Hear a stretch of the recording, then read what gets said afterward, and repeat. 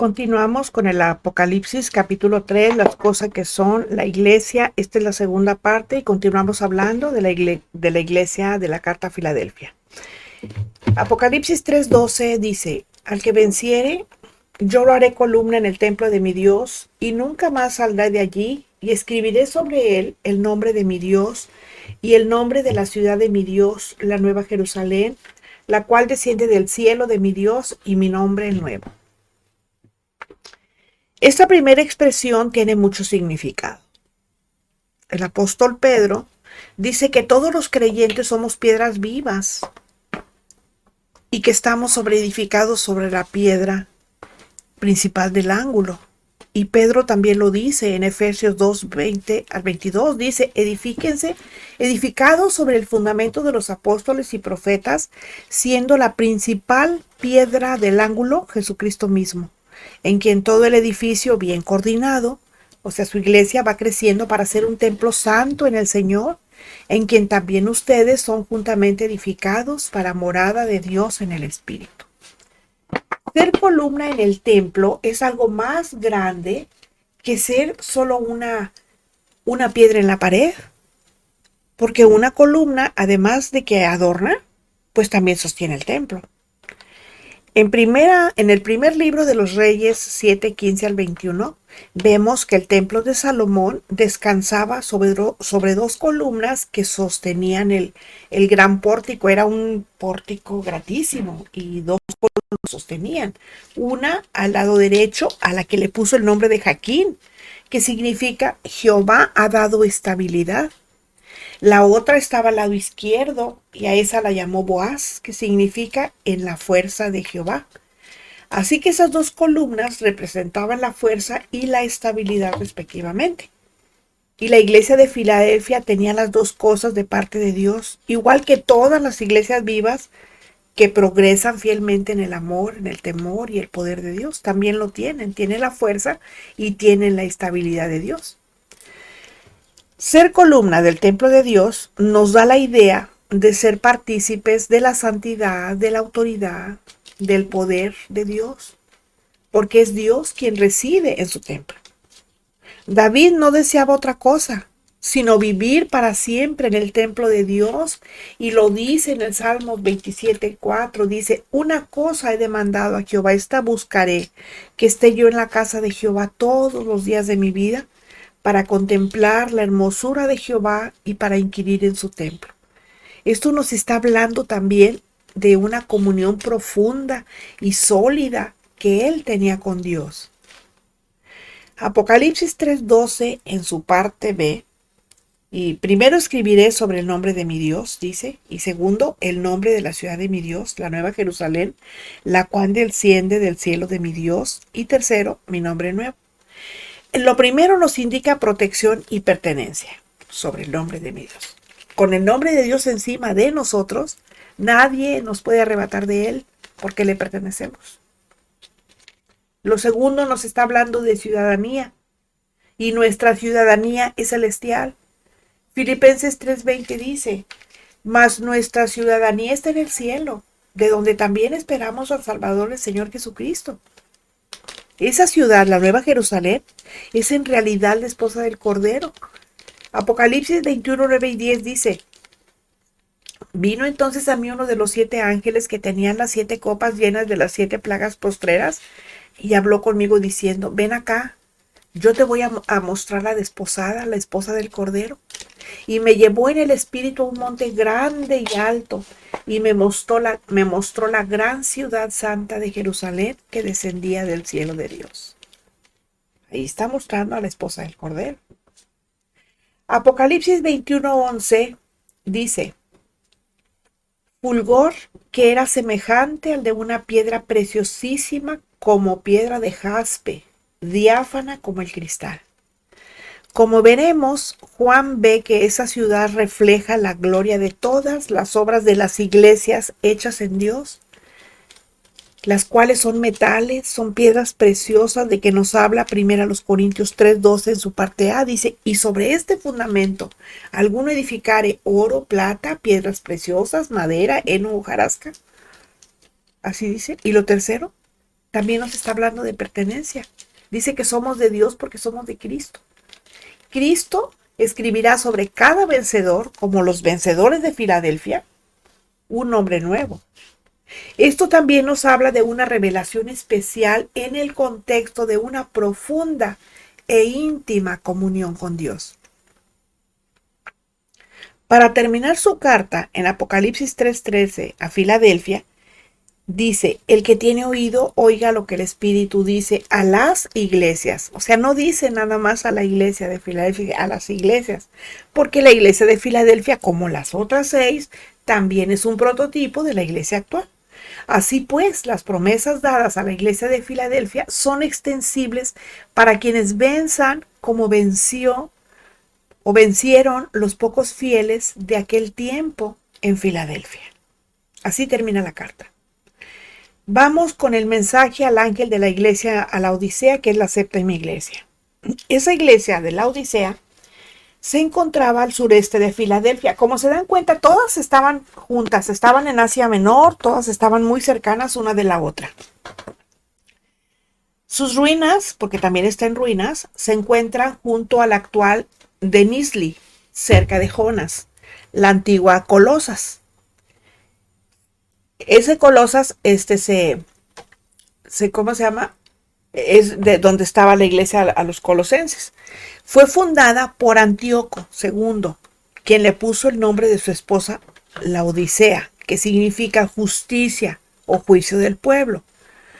Esa ciudad fue sacudida por numerosos terremotos durante los años 60 y 61 de nuestra era, pero era muy orgullosa de su riqueza. No quiso aceptar ninguna ayuda monetaria y fue destruida por completo en el año 1042 de nuestra era. Bueno, Apocalipsis 3:14 empieza así, dice, y escribe al ángel de la iglesia en la Odisea. He aquí el amén, el testigo fiel y verdadero, el principio de la creación de Dios. Esta carta también se dirige al responsable de la iglesia de la Odisea. Y es una carta muy severa.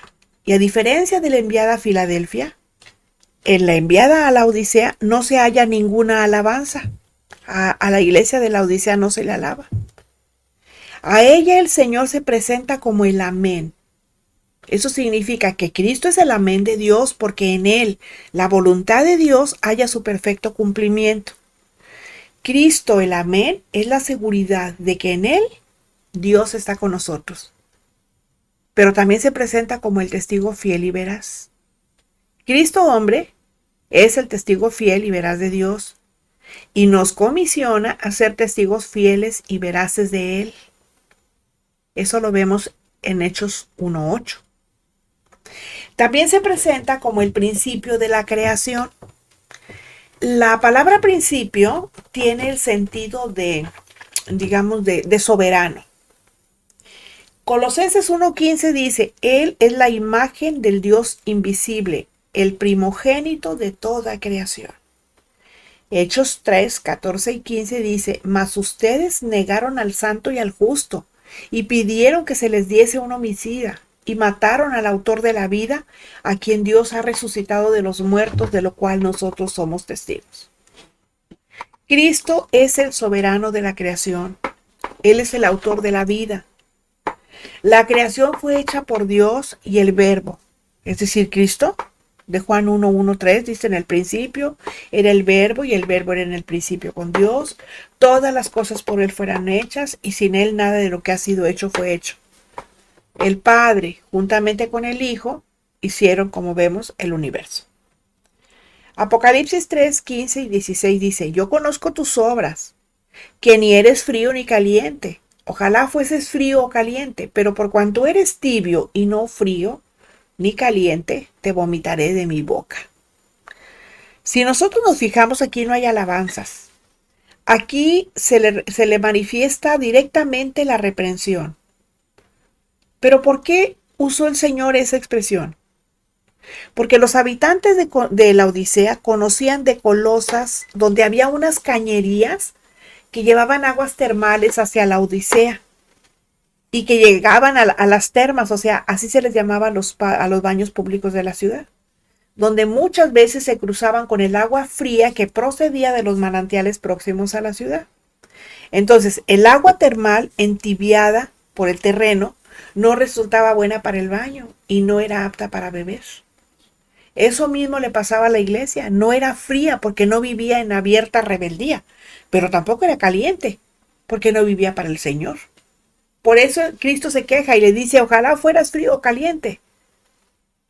Como consecuencia de ser como agua tibia en la boca, pues yo creo que a nadie le agrada el agua tibia en la boca.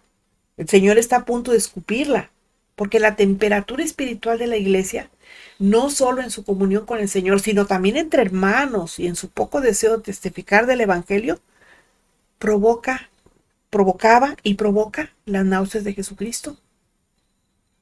Todos los cristianos de ahora deberíamos meditar sobre estas palabras, porque estas palabras del Señor corresponden a nuestra dispensación. Porque resulta que a muchos que se dicen cristianos nos resulta muy difícil llamarlos hijos de Dios. Aparentemente no pertenecen al mundo, pero como la mujer de Lot no dejan de mirarlo, ni de gozarse ni de disfrutarlo. Parecen estar divididos en dos, porque en el templo, eso sí, parecen bien santos, pero fuera de él, mundanos. Y como no se puede servir a Dios y a las riquezas, pues sus almas divididas se han entibiado para Dios, porque se inclinan cada vez más hacia la codicia. Por eso no le pueden ser agradables a Él. No pueden ser agradables a Dios. Apocalipsis 3:17 dice, porque tú dices, yo soy rico y me he enriquecido y de ninguna cosa tengo necesidad. Y no sabes que tú eres un desventurado, miserable, pobre, ciego y desnudo. Es evidente que la iglesia en la Odisea estaba muy complacida con ella misma. Era engreída, se sentía autosuficiente porque tenían muchos bienes materiales y parecía que no les faltaba nada. Sus ojos solo miraban lo natural, solo miraban lo material, lo que les producía placer. Estaban ciegos, no veían lo espiritual, porque materialmente estaban llenos, estaban saciados.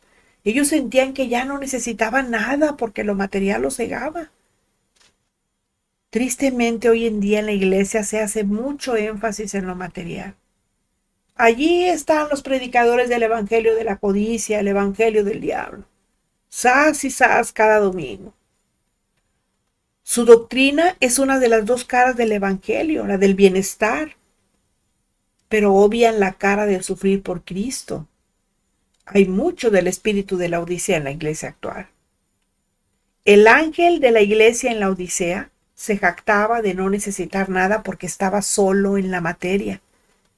Pero el Señor les desafía diciendo, ¿no sabes que tú eres un desventurado, miserable, pobre, ciego y desnudo? ¿Qué quiere decir desventurado? Bueno, espiritualmente era desventurada porque estaba alejada de la verdadera bendición de Dios. El oro acumulado no era moneda en el reino de Dios. Hoy en día, igual que ocurría con los laodicenses, se tiene la idea de pensar que si se tiene riqueza material es señal de que se vive en la prosperidad y bendición de Dios. Pero no hay nada más lejos de la verdad.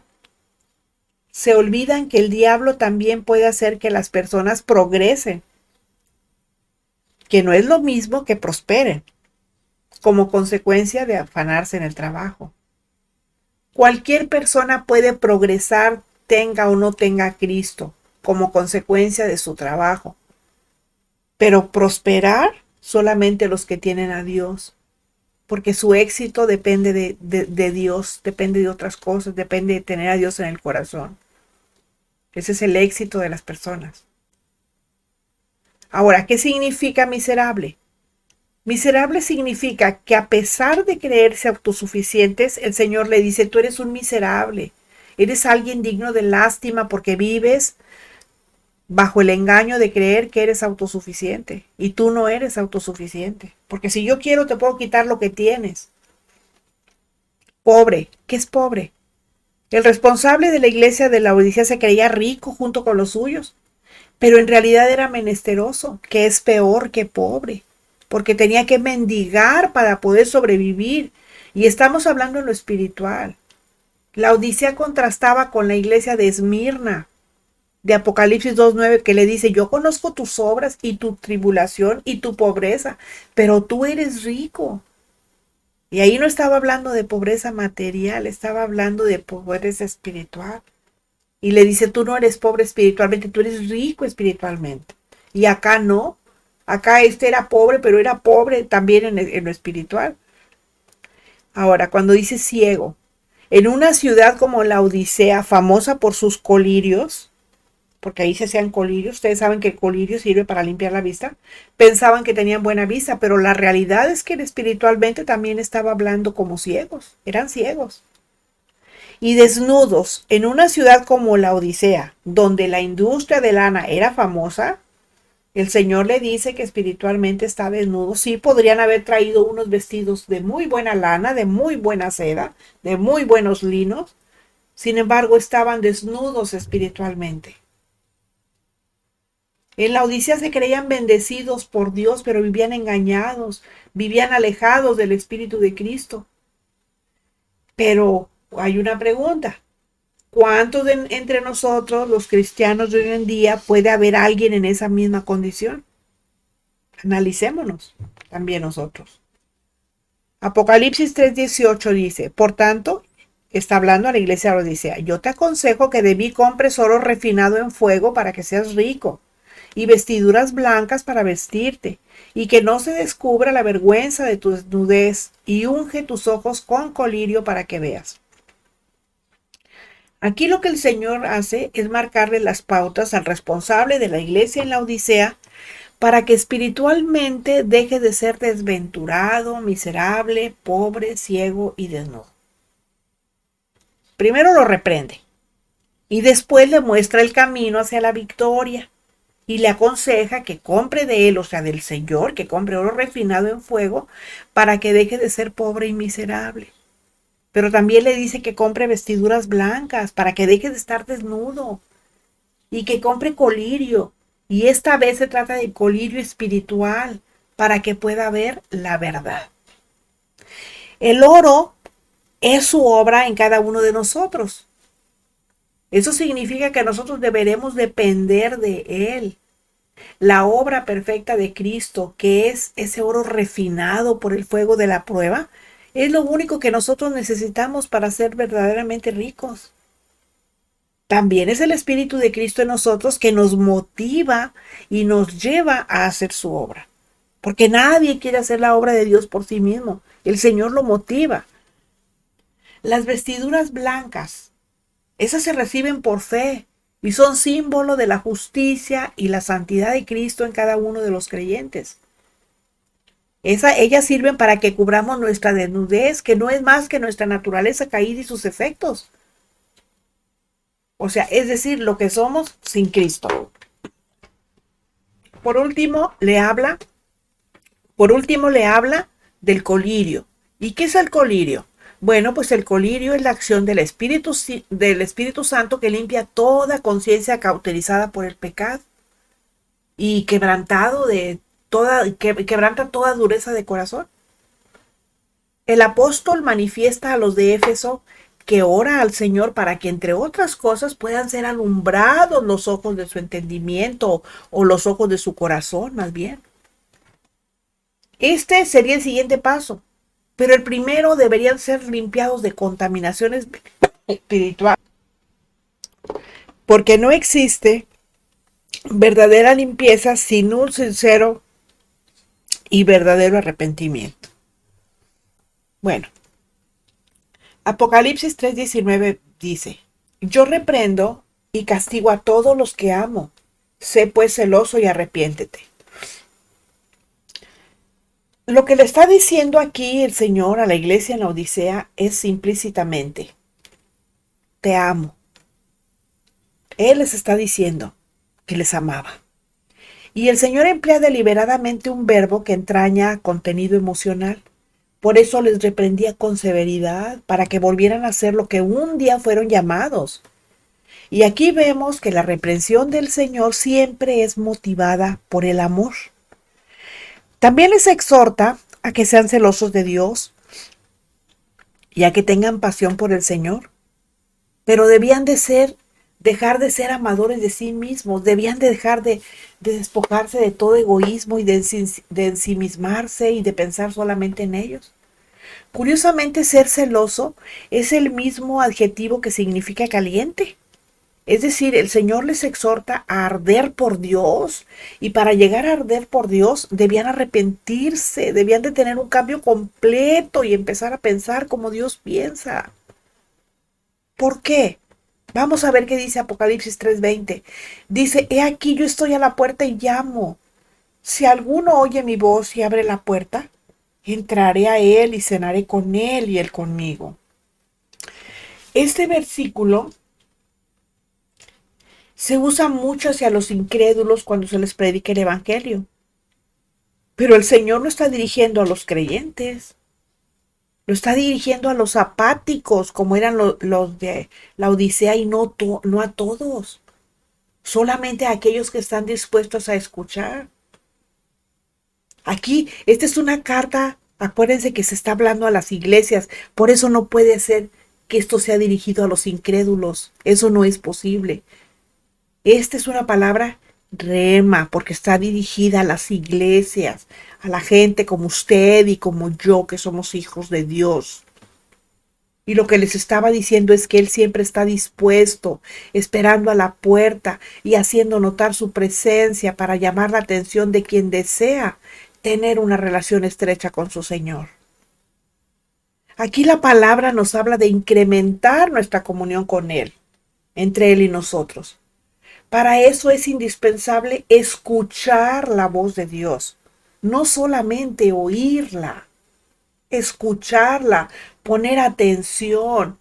Yo en otras ocasiones ya les he explicado que oír significa nada más oír. Por ejemplo, yo puedo estar oyendo aquí hablar a mi vecina, pero no le pongo atención. En cambio, escuchar significa que yo le voy a poner atención a lo que me está diciendo. Y para que eso sea, hay que desarrollar oídos que escuchen. ¿Por qué no lo oímos muchas veces? Porque estamos absortos en nuestra propia música, en nuestras cosas, en nuestro pequeño mundito. Ahora, cuando habla de cenar, cenar es una expresión de gran comunión interpersonal. Yo no voy a invitar a cenar a cualquier persona. Yo voy a invitar a cenar mi casa a una persona que yo conozco y con la que me gusta tener una relación interpersonal, no a cualquier persona. Así el Señor dice, yo estoy a la puerta y estoy llamando. Si tú me abres, bueno, pues yo voy a entrar y voy a cenar contigo, voy a tener comunión contigo. A eso es a lo que el Señor está llamando, a la comunión tan especial con Él, a creyentes individuales, acuérdense, no a creyentes familiares, a toda la familia. Si toda la familia, pues qué bueno. Pero si no, es personal. Dice, entraré a Él y cenaré con Él y Él conmigo. No todos tienen ese grado de relación con el Señor. Solo quienes están dispuestos a escuchar su voz son los que la escuchan y obedecen. Porque el único remedio contra la tibieza espiritual es regresar al Cristo que se ha dejado de lado. Apocalipsis 3:21. Al que venciere le daré que se siente conmigo en mi trono, así como yo he vencido y me he sentado con mi Padre en su trono. Esta promesa es para quien tiene un tipo de comunión con Cristo muy íntimo. A Él es a quien le concede que se siente en su trono con Él, así como a Él que venció en la cruz el Padre le ha dado sentarse en su trono. Igual, así es. Esto nos habla de tener la autoridad y realeza de Cristo, porque en el trono de Cristo se sienta Él, porque Él es el que tiene la potestad sobre el cielo y la tierra. Él que es el Rey de Reyes y Señor de Señores.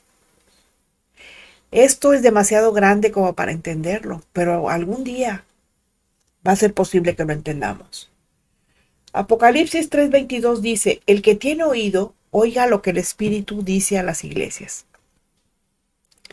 Esta promesa no es solo para los posibles vencedores de entre los de la Odisea. es para todos aquellos que estemos dispuestos a escuchar, lo cual bíblicamente significa obedecer. El Señor nos bendiga.